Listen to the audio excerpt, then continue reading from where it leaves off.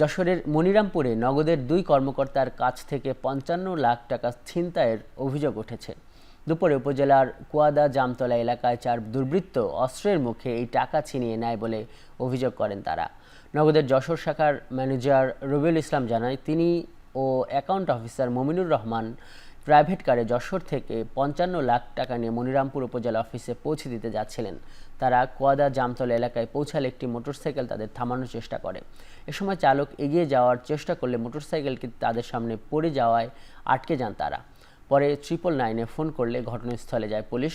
এদিকে নগদের দুই কর্মকর্তার কথা অসংলগ্ন জানিয়ে তদন্ত শেষ না হওয়া পর্যন্ত মন্তব্য করতে অস্বীকৃতি জানিয়েছে পুলিশ।